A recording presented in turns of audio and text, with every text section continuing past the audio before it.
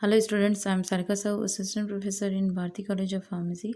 So student, today we will discuss about the topic suspension, that is a biphasic liquid dosage form. Okay, and today's topic is method of dispensing suspension. Okay, so students, so in last previous videos you have to see suspensions, their formulations and their classifications, non-flocculated and flocculated suspensions, their difference or differences and methods of dispensing suspension के two methods है. Okay, so student, the third one method is a suspension containing poorly weightable solids. Okay, so in this method some substances, example as a sulfur and hydrocortisone, that is a steroids, are both insoluble in water and or poorly weighted by it. Okay, ये क्या होते हैं कि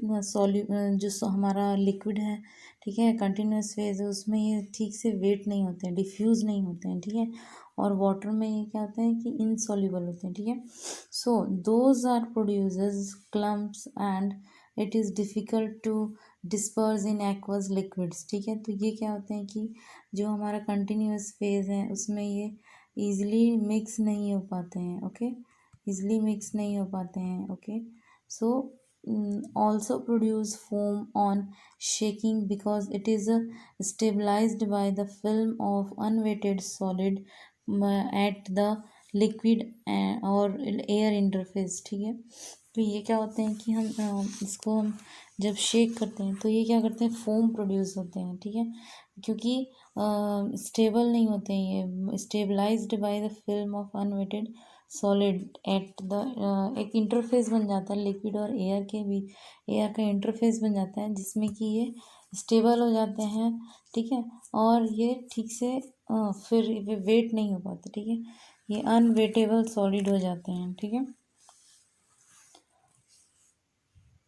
on that reasons add satisfactory wetting agent. ठीक है, इस reason की वजह से हम इसमें क्या ऐड करते हैं, वेटनिंग एजेंट ऐड करना मस्ट हो जाता है. Okay, those must be reduced by interfacial energy between the solid and liquid interface. ठीक है, तो ये जो बोथ टू फेजेस है, ओके, सॉलिड एंड लिक्विड का जो टू फेजेस के बीच में जो इंटरफेस है, ठीक है, so those agent absorb at the solid liquid interface. ठीक है, तो यहाँ पे एड्जॉर्ब हो रहा है. ठीक है, सॉलिड और लिक्विड इंटरफेस के बीच में जो इंटरफेस बना है सॉलिड और लिक्विड के बीच में, दोनों के बीच में जो एक गैप बना है, ठीक है, इंटरफेस, तो ये जो एजेंट है उन दोनों के बीच में क्या करते हैं, संधि का काम करते हैं. मीन्स दोनों के बीच में जो इंटरफेशियल टेंशन है उसको रिड्यूस करते हैं और एड्जॉर्ब करते हैं एक दूसरे के इंटरफेस को. ठीक है, in such that the affinity of the particles for the surrounding medium is increased. ठीक है, और उसके बाद में उनको एक मीडियम देते हैं, सराउंडिंग मीडियम देते हैं पार्टिकल्स को.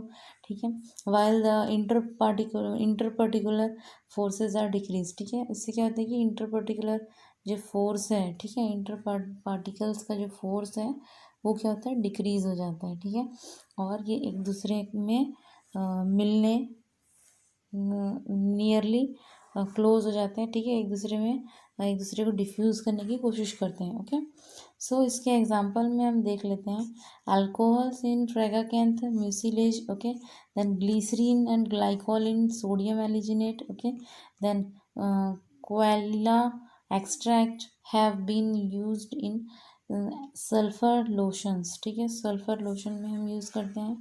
ओके, तो ये थे इसके एग्जांपल्स. ठीक है, ये आपको याद रखने हैं. So the third one is finished. So next fourth one is suspension produced by chemical reactions. Okay, so in chemical reaction यहाँ पे क्या बोल रहे हैं, chemical reactions method are used to produce insoluble active constituent in the lotion. Okay, इस chemical reaction method, ये suspension produced by chemical reaction. ठीक है, यहाँ पे क्या होता है कि केमिकल रिएक्शन के थ्रू हम सस्पेंशन को फॉर्मुलेशन में लाते हैं. ओके, केमिकल रिएक्शन मेथड में क्या होता है कि इनसॉल्युबल एक्टिव कॉन्स्टिट्यूएंट जो होते हैं इन द लोशन, ठीक है, जो इनसॉल्युबल, जो सॉल्युबल नहीं हो रहे हैं, ठीक है, उनका रिएक्शन किया जाता है, ठीक है। In that method highly diluted solutions of reacting substances are mixed together, ठीक है। हाईली डाइल्यूटेड सॉल्यूशंस, ठीक है, जो हाईली डाइल्यूटेड सॉल्यूशंस होते हैं, ठीक है, उनको रिएक्टिंग किया जाता है, सब्सटेंसेस आर मिक्स टुगेदर, एक दूसरे के साथ मिक्स करके इनको रिएक्शन को कराया जाता है, ठीक है।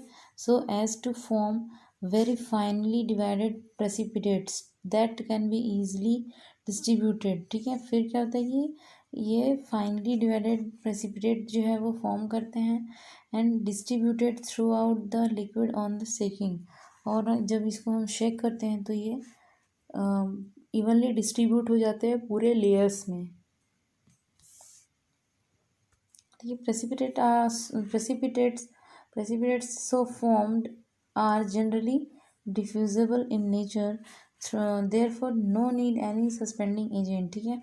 फिर जो प्रेसिपिटेट फॉर्म होने की वजह से ये डिफ्यूजिंग का जो नेचर है पार्टिकल्स का, ठीक है, वो आ जाता है, और फिर हमको no need any suspending agents, ठीक है, फिर हमको कोई नीड नहीं होती है सस्पेंडिंग ऐड करने की, सस्पेंडिंग एंड एजेंट्स जो है।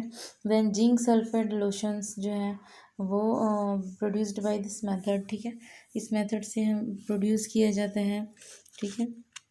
और केमिकल रिएक्शन के थ्रू जो डिज़ोल्व किया जाता है, हाईली डाइल्यूटेड जो सॉल्यूशन है उसको रिएक्ट किया जाता है, एक बार फिर से हम देख लेते हैं, फिर इसको मिक्स कराया जाता है, देन फाइनली डिवाइडेड जो पार्टिकल्स हैं वो किस फॉर्म में जाते हैं, प्रेसिपिटेट की फॉर्म में जाते हैं, देन उसको ईजिली फिर वो डिस्ट्रीब्यूट हो जाता है throughout the liquid, okay. So इस तरीके से इसको बनाया जाता है, ठीक है।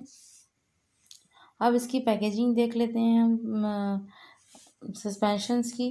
Pharmaceutical suspensions for oral use are generally packed in wide mouth container, ठीक है, चौड़े मुंह का जो कंटेनर होता है, वाइड माउथ कंटेनर, वो यूज़ किया जाता है, having adequate space above the liquid to ensure properly mixing, ठीक है। जब हम उसको शेक करें तो वो प्रॉपर मिक्स होना चाहिए, ठीक है। Then parenteral solution suspensions are packed in either glass ampoules और वेल्स, ठीक है। जो पैरेंट्रली जो सस्पेंशंस होते हैं उनको हम या तो एम्पूल्स में फिट करेंगे या तो वेल्स में फिट करेंगे, ओके। नेक्स्ट अब देख लेते हैं ideal requirement for packaging material, ठीक है। तो it should be chemically inert होने चाहिए, ठीक है। It should be effective preserve that product from light air और other contaminations, okay. It should be effectively deliver that the product without any difficulty, okay. It should be cheap, ठीक है, cheap, ये सस्ते होने चाहिए, ठीक है। मार्केट प्रोडक्ट्स जो हैं, स्टोरेज एंड लेबलिंग रिक्वायरमेंट अगर हम देख लें, ठीक है, तो इसका जो लेबल है, ठीक है, चेक वेल बिफोर यूज़, ये हम उससे मेंशन करेंगे। इसको हम फ्रीज में नहीं रखेंगे, इसलिए डू नॉट फ्रीज लिखना है हमको, ठीक है। Then protect from direct light, ठीक है, इसको इसमें कुछ ऐसे इंग्रेडिएंट्स होते हैं जो लाइट सेंसिटिव ड्रग होते हैं, ठीक है। सो हम ये मेंशन करते हैं protect from direct sunlight, okay. So next one is in case of dry suspension powder the specified amount of vehicle to be mixed में indicated clearly on label, ठीक है। तो जो व्हीकल कुछ जो ऐसे ड्रग होते हैं, ड्रग ड्राई फॉर्म में जो सस्पेंशन होते हैं, ठीक है, तो वो उनमें वो जो ड्रग है जो व्हीकल के साथ ऐड होते ही अनस्टेबल हो जाते हैं, लॉन्ग टाइम के लिए वो स्टेबल नहीं रह पाते हैं, तो उन सभी ड्रग्स को हम ड्राई फॉर्म में ही रखते हैं, और जब हमको यूज़ करना है तब हम उसको उसी समय ऐड करते हैं व्हीकल में और डायरेक्ट उसको हम यूज़ करते हैं, ठीक है। ये जनरली आपको पैरेंट्रल के केस में देखने को मिलेगा, इंजेक्शंस के केस में देखने को मिलेगा, ओके। तो स्टूडेंट्स यहाँ तक का आप नोट्स बना लीजिए, ओके। सो नेक्स्ट अब इसका स्टोरेज देख लेते हैं हम। Suspension should be store in cool place but should not be keeped in refrigerator. Okay, refrigerator में हमको नहीं रखना है बट कूल प्लेस में रखना है।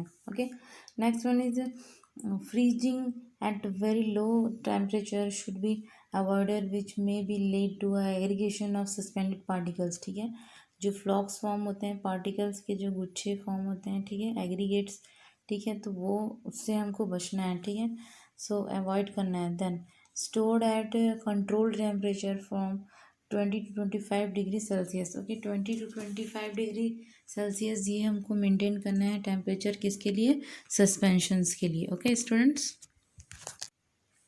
सो next is theory of sedimentation. ठीक है, सो सेडिमेंटेशन आप जानते ही होंगे। Sedimentation means settling of particles, okay, in downwards. Okay, floccules occur under gravitational forces in liquid doses form. ठीक है, ये आपका सस्पेंशन है। ठीक है, तो सस्पेंशन में जो पार्टिकल्स हैं इनका नीचे की ओर सेटल डाउन हो जाना। ठीक है, due to gravitational force. Okay, तो इसी सेटल डाउन होने के जो टेंडेंसी है इसको हम बोलते हैं सेडिमेंटेशन। ओके, सो स्टूडेंट, अगर हम रेट ऑफ सेडिमेंटेशन की बात करें तो इसमें हमको स्टोक्स लॉ जो है वो पढ़ना पड़ेगा। ठीक है, तो स्टोक्स लॉ जो है वो अच्छे से आपको डिफाइन करेगा कि कैसे जो पार्टिकल्स का रेट ऑफ सेडिमेंटेशन है, उसकी पार्टिकल्स की वेलोसिटी कैसी है, वो आप कैसे समझ सकते हैं। ठीक है, तो एक कंटेनर है, ठीक है, इसमें आपका जो सस्पेंशन है तो ये, ठीक है, इसमें जो पार्टिकल्स हैं, ठीक है, इसकी जो नीचे आने की जो टेंडेंसी है, ठीक है, तो उसके उसको रेट ऑफ सेडिमेंटेशन जो है, ठीक है, जो सेडिमेंटेशन रेट है वो कैसे आपको डिफाइन किया जा रहा है, स्टोक्स लॉ जो है वो आप समझ जाइए। ठीक है, तो वेलोसिटी ऑफ सेडिमेंटेशन पार्टिकल, ठीक है, डी स्क्वायर, ठीक है, D square rho S minus row zero जी। ठीक है, तो ये देख लेते हैं D for diameter of particle. ठीक है, तो जो ये एक पार्टिकल है उसका जो डायमीटर है इसकी बात करें, then R is the radius of particle, V is the velocity of sedimentation particles. Okay, then rho S and rho zero, ठीक है, density of disperse phase and density of disperse media. ठीक है, तो एक होता है आपका डिस्पर्स फेज, ठीक है, और दूसरा होता है आपका कंटिन्यूस फेज और डिस्पर्स मीडिया। ठीक है, तो इसी के बारे में हम बात करते हैं। ठीक है, तो होता है आपका कंटिन्यूस फेज, दूसरा होता है आपका डिस्पर्स मीडिया। ठीक है, तो रो एस एंड रो जी के बीच का डिस्टेंस है। ठीक है, densities. Okay, then G is acceleration due to gravity. Okay, then eta zero is the viscosity of dispersion medium in poise. ठीक है, तो इसको हम मेजर करते हैं किसमें? पॉइज में। ठीक है, तो अब इसका जो इक्वेशन है वो देख लीजिए, D square rho S minus row zero ji upon 18 eta not. Okay, तो ये जो फॉर्मूला है, ठीक है, इसको हम 2r², ठीक है, डी स्क्वायर डायमीटर को हम 2r बोल सकते हैं, 2r², then rho S minus rho naught g upon 9 eta zero. Okay, so 18 का 9 क्यों हुआ आप समझ गए होंगे। ठीक है, वहाँ पे मैंने 2 × 2 किया है तो उसकी वजह से आपका यहाँ पे 9 हो गया। ओके, सो ये जो फॉर्मूला है, okay, so in this formula इसको आप स्टोक्स लॉ के थ्रू रेट ऑफ सेडिमेंटेशन को आप अच्छे से समझा सकते हैं। Okay, so limitations of Stokes equation apply only, okay, only spherical particle in very dilute suspension, and the range is 0.5 to 2 ग्राम पर 100 ml। ओके, सो इसके लिए स्फेरिकल होना ज़रूरी है पार्टिकल्स का। ठीक है, तभी आप यहाँ पे डायमीटर जो है उसको या जो रेडियस है उसको आप कैलकुलेट कर सकते हैं। Okay, then next one is particles will freely settle without collisions. ठीक है, ये जो पार्टिकल्स हैं वो विदाउट कोलिजन, एक दूसरे से टकराए बिना फ्रीली सेटल हों। ठीक है, ऐसे पार्टिकल्स के ऊपर में आप स्टोक्स लॉ को अप्लाई कर सकते हैं। Okay, so next one is particles will no physical और केमिकल अट्रैक्शंस। ओके, पार्टिकल एक दूसरे को एक दूसरे में ऐसा कोई चार्जेस नहीं होना चाहिए कि वो एक दूसरे के लिए ऐसे खींच रहे हैं, ठीक है, केमिकली अट्रैक्ट हो रहे हैं, और फिजिकली कोई चार्जेस डेवलप नहीं होना चाहिए कि वो एक दूसरे पे रिपल्शन और अट्रैक्शन, कोई चार्जेस नहीं होने चाहिए। ओके, सो तभी आपका स्टोक्स इक्वेशन जो है वो अप्लाई किया जा सकता है। देन वह फर्स्ट वन इज थ्योरी में हमने रेट ऑफ सेडिमेंटेशन के बारे में पढ़ाई। देन सेकंड वन आप एक बार और देख लीजिए, जो था ब्राउनियन मोशन है, ठीक है। तो इसके बारे में अगर आप देखें, ठीक है, ब्राउनियन मोशन के बारे में अगर हम देखते हैं, ठीक है, ब्राउनियन मूवमेंट की बात करें, Brownian movements of particle prevents sedimentation by keeping the disperse material in random motion, ठीक है। जो ब्राउनियन मोशन है, मूवमेंट है, वो पार्टिकल्स को क्या करते हैं, प्रिवेंट करते हैं सेडिमेंटेशन, जो sedimentation by keeping the dispersion material, ठीक है। डिस्पर्जन सिस्टम में जो सेडिमेंटेशन पार्टिकल्स हैं उनको सेडिमेंटेशन होने से रोकते हैं, ठीक है। Then Brownian movements depends on the density of dispersed phase and the density and viscosity of the dispersed medium, ठीक है।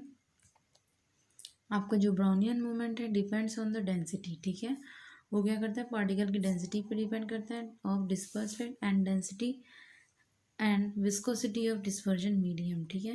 डिस्पर्जन मीडियम की विस्कोसिटी पे भी, उसके थिकनेस पे, उसका कंसिस्टेंसी कैसा है उस पर भी डिपेंड करता है। ओके, सो अब देख लेते हैं एक पार्टिकल का ब्रोमिनेंट मूवमेंट जो है वो किस टाइप से होता है, ठीक है।